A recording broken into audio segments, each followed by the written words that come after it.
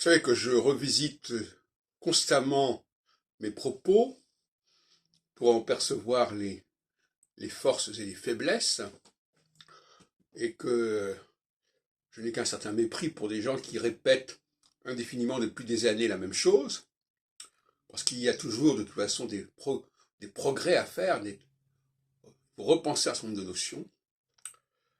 Je ne veux citer personne. Et là, je me suis aperçu, dans mon travail sur ce que j'appelle les réactions,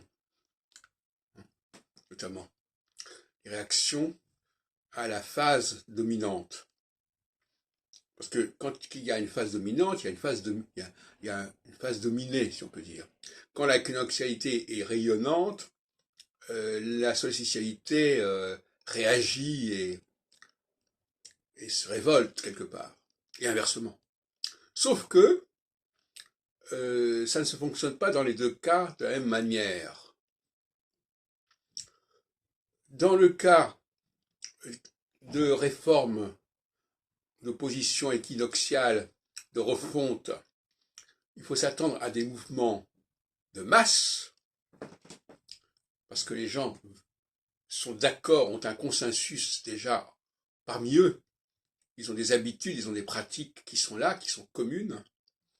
En revanche, lorsque on est en période solsticiale, la révolte, elle est une révolte singulière, une révolte personnelle. Parce que l'équinoxialité, qui est donc à la base de cette révolte contre la solsticialité, c'est quelque chose qui est de l'ordre de la recherche, de l'ordre de l'avant-garde, de l'ordre de l'élite. Et donc, les moyens déployés ne sont pas les mêmes. D'ailleurs, je me souviens qu'en sociologie politique, quand je suivais les cours de Maurice Duverger, en 65-66, eh bien, il montrait bien que les partis de droite ne fonctionnent pas comme les partis de gauche. Les partis de gauche sont les partis de masse, les partis de droite sont les partis de notables, etc.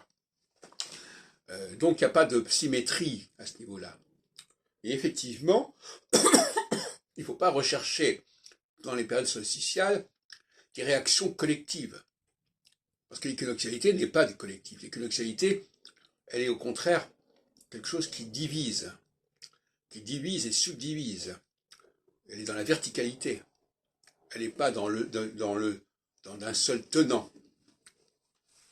Par conséquent, il faut faire très attention de ne pas chercher des équivalents qui n'ont pas de sens. Les mouvements, les protestations de masse ne peuvent se produire qu'en période équinoxiale, paradoxalement.